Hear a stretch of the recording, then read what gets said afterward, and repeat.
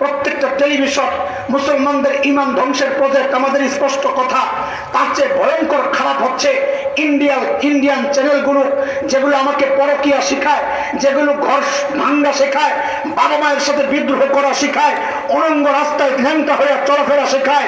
প্রত্যেকটা প্রোগ্রামে ওই পূজা পার্বণ এগুলো দেখায়। মুসলমান সন্তান এগুলো দেখা দেখা বড় হয়। আস্তে আস্তে তার মধ্যে পূজার প্রতি, শিরকের প্রতি ঘৃণা দুর্বল হয়। একদিন সেও তার বন্ধুদের সাথে মন্দিরে যায়। সময় নাই, এখন রুখে দাঁড়াবার সময় আসছে, বলার সময় আসছে। আকাশের শকুনের আনাগোনা, দিল্লিতে সমানে মুসলিম নিধন চলছে, গোটা হিন্দুস্তানে সমানে মুসলিম নিধন চলছে। যাদের হাত মুসলমানের রক্তে রঞ্জিত হয়, আমি তাদের প্রোগ্রাম দেখে দেখে তাদেরকে অর্থায়ন করতে পারি না, বরং প্রতিরোধ করতে হবে। মুসলমান রাষ্ট্র থেকে প্রতিরোধ করার আওয়াজ উঠাইতে হবে। হিন্দুস্তানের দালালরা সাবধান হয়ে যাও, সাবধান হয়ে যাও। মুসলমান প্রস্তুত হচ্ছে, খোদার কসম সময় বেশি দেরি নাই, আর কয়েকদিনের অপেক্ষা। দিল্লির লালকেল্লায় আবারও কালিমার পতাকা পথ পথ করে উঠবে, পথ পথ করে উঠবে।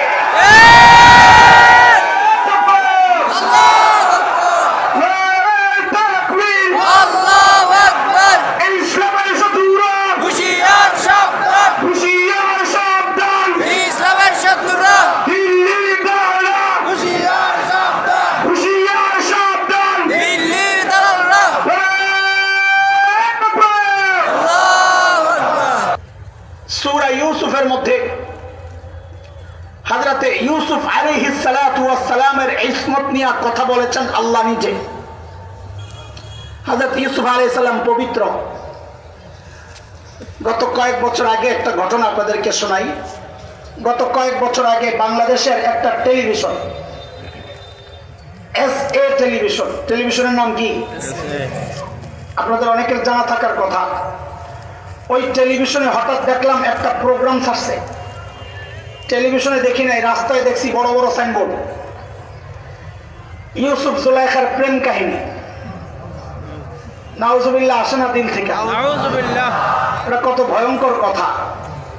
আল্লাহর নবীকে প্রেমিক বানাইছে, অবৈধ প্রেম নবী করেছে না। নাউজুবিল্লাহ। এক পক্ষের পাগলামিকে প্রেম বলে না, প্রেম হয় দুই পক্ষ থেকে। নবী ইউসুফ আলাইহিস সালাম প্রেম করেন নাই, জুলাইখার পাগলামি ছিল। এই নাম দেখে আমরা অনলাইনে ব্যাপক আন্দোলন করলাম। আলহামদুলিল্লাহ, সারা দুনিয়ার বাংলা ভাষাভাষী মুসলমান আমাদেরকে সাপোর্ট করলেন। অনলাইনে একটা আন্দোলন হইল বিশাল। SA টেলিভিশন কর্তৃপক্ষ এটার খবর নিতে থাকলেন যে কারা এটার পেছনে, এদের ব্যবসা রাতে উঠবে, শত শত কোটি টাকার লসের ব্যাপার আসতেছে।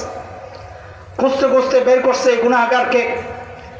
তাদের টেলিভিশনে যে সমস্ত মাওলানারা প্রোগ্রাম করেন তাদের মাধ্যমে আমাদের কাছে প্রস্তাব পাঠাইছে, আসেন আমরা একটু বসি, কি বলতে চান আপনারা। তো আমি আর আমাদের আল্লামা মামুনুল হক ভাই, আমরা দুজন এবং তাদের কিছু মাওলানা, আমরা একসাথে বসলাম SA টেলিভিশন অফিসে। চারিদিকে ক্যামেরা ট্যামেরা ফিট করে একটা মানসিক টর্চার আমাদেরকে, যেন আমরা দুর্বল হয়ে যাই। চারিদিক থেকে ক্যামেরা ফিট করে তারা আমাদের সাথে আলোচনা শুরু করেছে যে আচ্ছা হযরত, অনেক দলিল টলিল দিয়ে লাস্টে বলে কি যে নবী ইউসুফ তো আমাদের নবী না, ওনারে নিয়ে আপনাদের এত কথা কেন? এ দোস্ত, বাংলাদেশের টেলিভিশনগুলো এক একটা ঈমান ধ্বংসের এক একটা প্রজেক্ট। আরেকটা প্রজেক্ট হচ্ছে বাংলাদেশে যত দিবস উদযাপিত হয়, আমি প্রত্যেকটা দিবস নিয়ে গবেষণা করেছি। প্রত্যেকটা দিবস মুসলমানদের ঈমান ধ্বংসের এক একটা প্রজেক্ট। আমরা প্রতিবাদ করেছি। বলেন কি আপনি? বলেন কি?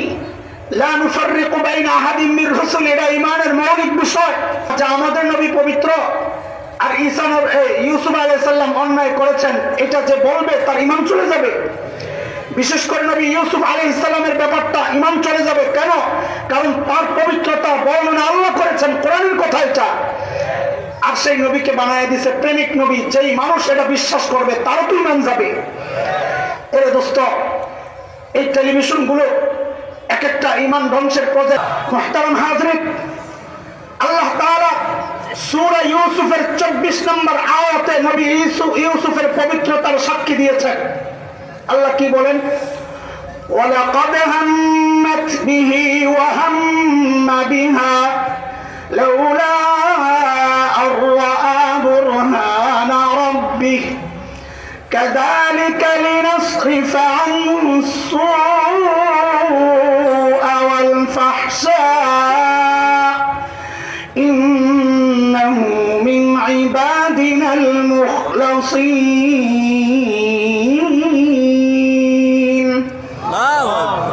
الله বলছেন জুলাইখা হযরত ইউসুফের সাথে অপকর্ম অন্যায় করার নিয়ত করেছে। উলামায়ে কেরাম জানেন অন্তরের ইচ্ছার একটা ধাপের নাম হাম। অন্তরের ইচ্ছার অনেকগুলো ধাপ আছে, আরবিতে এগুলোর এক একটা আলাদা আলাদা নাম। শুরুটার একটা নাম, অন্তরের ইচ্ছাটা আরেকটু গাঢ় হইলে আরেকটা নাম, আরেকটু মজবুত হইলে আরেকটা নাম। এগুলো যারা মাদ্রাসার ছাত্র শরিয়া কায়েদে পড়েছ, হাম, কসদ, ইরাদা, আজম, জাজম, এগুলা অন্তরের ইচ্ছার বিভিন্ন ধাপ। হাম হচ্ছে একদম শুরুর দিকের ইচ্ছাকে বলে হাম। জুলাইখা হযরতে ইউসুফের সাথে গুনাহ করার নিয়ত করেছে। আল্লাহ বলতেছেন ওয়া হাম্মা বিহা, ইউসুফও করত, ইউসুফও গুনাহ করার নিয়ত করত। বোঝা গেল নবীদের গুনাহ করার শক্তি আছে। আমাদের অনেক ভাই নবীদেরকে উঠাইতে উঠাইতে এমন জায়গায় উঠাইছেন, বলে নবীদের গুনাহ করার সামর্থ্য নাই, নবীদের গুনাহ করার সামর্থ্য নাই। নবীরা আমাদের মতো মানুষ না, তাদের গুনাহ করার ইচ্ছাও জাগে নাই। আমরা বলি না এটা বাড়াবাড়ি। নবীদের গুনাহ করার ইচ্ছা না থাকলে এর মধ্যে কোনো কৃতিত্ব নাই। কৃতিত্ব হচ্ছে গুনাহ করার ইচ্ছা ছিল, গুনাহ করেন নাই। যেমন একজন মানুষ জন্মান্ধ, খেয়াল করেন, একজন মানুষ জন্মান্ধ, জন্ম থেকেই অন্ধ। সে ওয়াজ করে আমার জিন্দেগিতে আমি কোনোদিন হারাম জায়গায় তাকাই নাই। এর কোনো দাম আছে? দুই পাও নাই জন্ম থেকেই। সে মাতবুরি গর্ব করে বলে আমার জিন্দেগিতে আমি কাউকে লাথি দিয়ে দেখি নাই। এই কথার কোনো দাম আছে? চোখ আছে, হারাম জায়গায় তাকায় নাই, পাও ছিল, কাউকে লাথি দেয় নাই, এর মধ্যে কৃতিত্ব। হযরত আম্বিয়া আলাইহিস সালামের গুনাহ করার যোগ্যতা ছিল। আল্লাহ বলতেছেন মুহাম্মদ বিহা, ইউসুফ গুনাহ করে নাই, করত, মানে গুনাহ করার যোগ্যতা তার ছিল। গুনাহ করে নাই, যোগ্যতা ছিল না এই কারণে না, লাউলা রাআ বুরহান রাব্বি, গুনাহ না করার কারণ হচ্ছে তার সামনে শরীয়তের বিধান ছিল। তা বোঝা গেল গুনাহ করার যোগ্যতা ছিল, করে নাই অযোগ্যতার কারণে না, যোগ্যতা ছিল, করে নাই শরীয়তের বিধানের কারণে। আল্লাহর বিধান ছিল। মুফাসসিরিনে কেরাম কেউ কেউ বলেছেন এর অর্থ হচ্ছে হযরত ইয়াকুব আলাইহিস সালাতু ওয়াস সালামের চেহারাটা ছাদের মধ্যে প্রকাশ পেয়েছে। হযরত ইয়াকুব আলাইহিস সালাম বাবা হাত আঙ্গুল এইরকম দাঁতের মধ্যে কামড়াইয়া আইটি করো ইন্নারি, এরকম একটা ভাব আর কি। ওটা দেখে ইসুফ আলাইহিস সালামের দিল চেঞ্জ হয়ে গেছে। তো ইউসুফ আলাইহিস সালাম গুনাহ করেন নাই, প্রেম করেন নাই। আল্লাহ কি বলতেছেন? লাউলা আর রাআ বুরহান রাব্বি কাযালিকা লিনাসরিফা আনহু সুআ ওয়াল ফাহশা, এইভাবে আমি ইউসুফকে বাঁচাইয়া দিছি, আমার নবীকে অশ্লীল অন্যায় কাজ থেকে। তাইলে গুনাহ থেকে বাঁচাইছেন কে? আল্লাহ। ওনার গুনাহ করার যোগ্যতা ছিল না, এই কারণে বাঁচেন নাই। বাঁচছেন কেমনে? আল্লাহ বাঁচাইছেন। বাঁচছেন কেমনে? বুঝা গেল নবীদের গুনাহ করার যোগ্যতা ছিল, কিন্তু করেন নাই।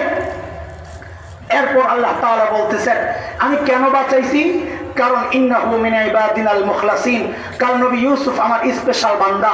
বুঝা গেল আল্লাহ তার স্পেশাল বান্দাদেরকে গুনাহ করতে দেন না। কি বুঝা গেল? নবীরা মাসুম, নবীদের গুনাহ করার যোগ্যতা আছে, কিন্তু আল্লাহ করতে দেন না।